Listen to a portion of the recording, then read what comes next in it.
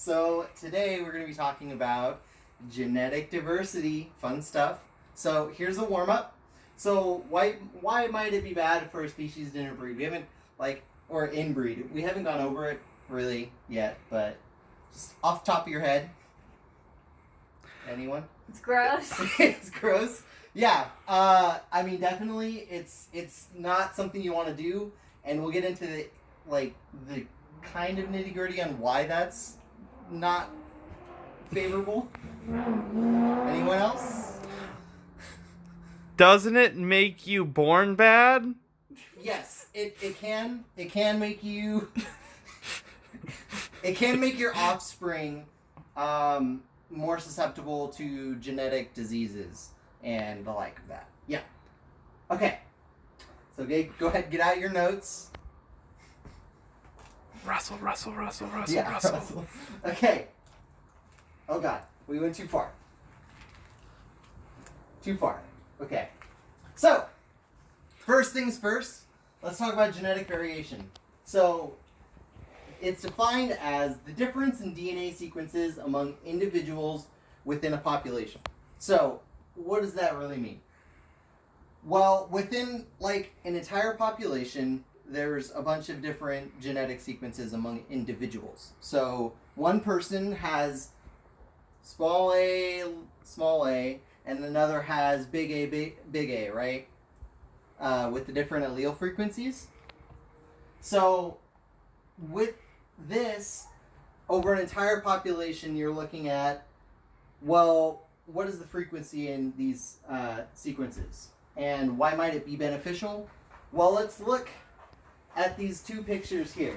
So, a lot of variation is this fine spork here. So, the spork can do many things. It can be a spoon and a fork. This is what you're aiming for. You want a population to have a lot of diversity so that if something were to happen, say you need to pick up a steak, well, the spork can do that. However, if you have low genetic diversity or genetic variation, you just get a plain old spoon, which, it can pick up some soup and chowder that's under soup. But yeah, so it doesn't have a lot of genetic diversity, and therefore it's not going to do as well in the environment. Genetic variation is very big for evolution, so this is the main driving factor of evolution. You have a lot of different variations so that if something were to happen, that specific gene gets selected for. Like if a steak comes your way? Yeah. Okay. Yeah. Okay. So, genetic drift, kind of a big term.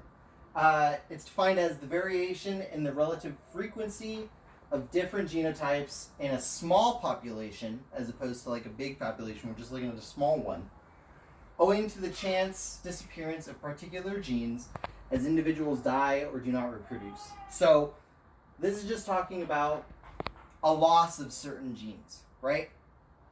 So, say we go back to the spork. Well, the spork in a small population, maybe the sporks that have the bigger tines slowly get bred out, right? And then eventually, over time, because it keeps getting smaller and smaller, maybe the bigger tines don't happen to breed or die out early for some reason. Or you just have an overabundance of spork population that are more spoon-like. So over time, it'll trend towards becoming a spoon. Does that make sense? Any questions so far? Why would they do that? Why would they do that? Yeah, if being a spoon is less advantageous. Mm-hmm. So with genetic drift, really what's happening is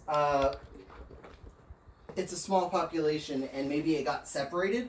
Mm-hmm. And in this population of species, you get a higher concentration of just regular spoons as opposed to maybe there's 10 spoons and 2 sporks.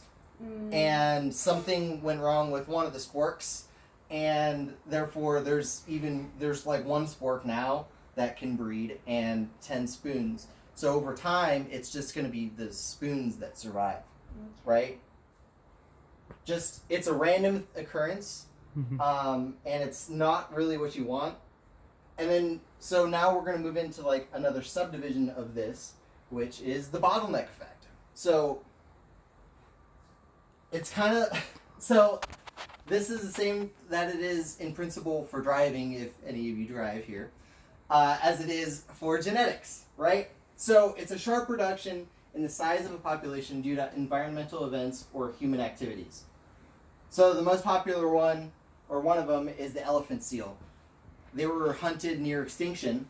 So this big population of seals just kind of comes in like this. So now there's a real small amount of elephant seals. So here's generation 1, then generation 2, and then there's a bottleneck. So it goes down from, oh God, what was it? I feel like it went down to a population of just about 100 elephant seals, right? So all that genetic variation from the thousands upon thousands of elephant seals was lost. And now all the populations coming after originate from those 100 elephant seals. Yeah. Yeah, Mr. Cabral, I had a question. Yes. Is 100 enough to restart a population without inbreeding, or is that why they're that way? Because they could only restart with inbreeding? Is that what happened? Yeah, it's not enough to do it without inbreeding. Eventually, like, over all those generations, some of them are going to breed together, right? That's very, very common with the bottleneck effect or the founder effect. And genetic drift in general. But yeah, so inbreeding occurs, and that, because you're inbreeding together, you're not introducing more genetic variation from a different line, right? You're just adding more of the same. So that means that those genes are more selected for over getting a bunch of variation. Does that make sense? Okay. Moving on to another subcategory of bottleneck effect is the founder effect. So, founder effect is when a population is descended from a small colony which reduces genetic variation. So that ties back into the bottleneck effect, right? So, let's look at these dragons from Game of Thrones. They're Daenerys' dragons. I think they're all supposed to be male, but assuming one was female, these dragons would be the only ones that kickstart their population. So all of the genetic code out of all the dragons that would come from them would be from these 3 dragons, which means the genetic variation would be very, very low. It's probably unlikely that an entire species could be kickstarted from just 3 to maybe 2 dragons, right? Unless they're somehow able to reproduce asexually, which is not likely. Not how dragons work? I don't think that's how dragons work. Oh, no. it's fiction. It's how Godzilla works. Really? Yeah. For another time. Yeah. Okay. In the movie Godzilla reproduces asexually. But Oh here, my God, really? yeah, but here, Not important. so that's just the founder effect in general. These 3 dragons would found an entire species.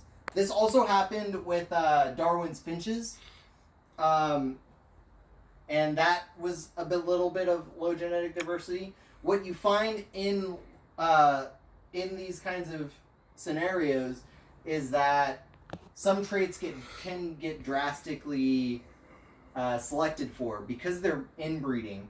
So there's 3 different color dragons, right? Perhaps there was a whole bunch more, but more than likely, if anything came from these dragons, they would be of these 3 colors or somewhere in between. You probably wouldn't be able to see red or like blue or any of that unless there was a mutation that occurred past this. Any questions? Okay. No. Nope. Okay. So we're gonna finish up with the harmful effects of inbreeding. So with inbreeding, you're selecting, right? Mm-hmm. You're basically selecting for certain traits. So with the Targaryens, they were inbreeding together to keep their line pure. Now, what does that mean? That means that you are reducing your genetic variation. But it also means that, say, Targaryens have silver hair, right? So that's what they were kind of selecting for. Mhm. So they're more likely to get silver hair.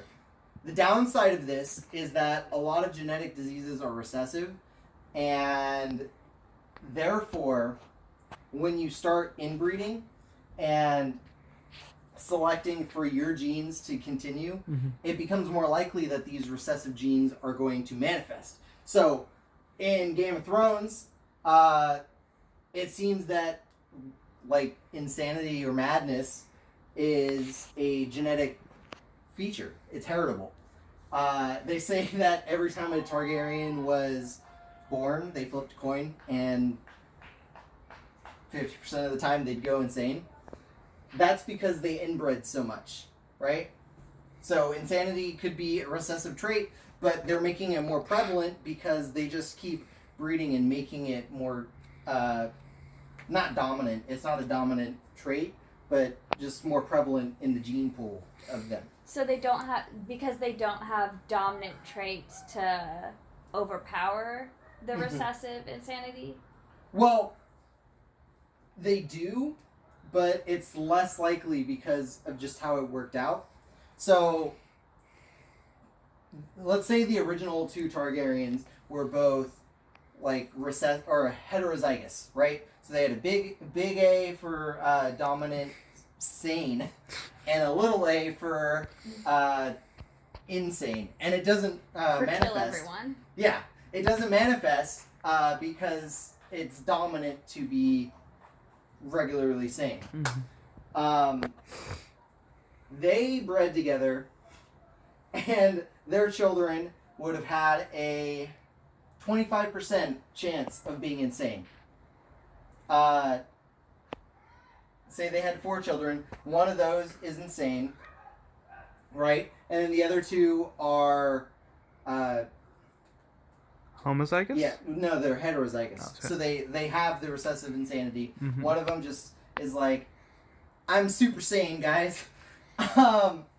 This insane one, they decide to breed him because they're like, yeah, let's keep the Targaryen genes alive. So that means that it's just increasing the chances of insanity being prevalent, right?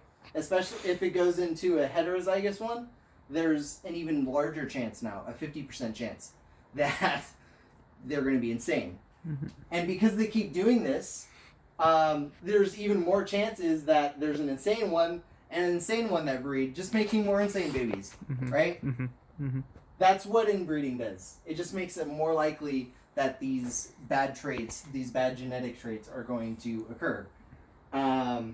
Not to mention, I think there's like some strain where if you do it too much and become too alike, some genetic defects do occur just in the DNA stages itself. We're not meant to be inbred. is the thing. No one's really meant to be inbred unless you're cloning yourself from asexuality. Asexual reproduction is cloning itself. Okay. Any questions? No? No. No. Okay. So here's what we're going to do. Experiment on genetic diversity. Mhm. So this is just the first stage, but each of you is going to get 4 cards. It's going to represent your house. Okay? So for the first run through, we're going to each trade the cards with anyone you choose. So it represents like the random mating that you can do, but it's not really random because you're choosing. And so you're going to trade those, and then we're going to spin a wheel after 4 times. And if you don't have the genetic marker from that wheel, your offspring is going to die. So, and then we're gonna count up how many survive, and then we're gonna do more different things. But this is how we're gonna represent genetic diversity. Sound fun? Any questions? Yay! All right, let's get to it. All right, end of video. Yep.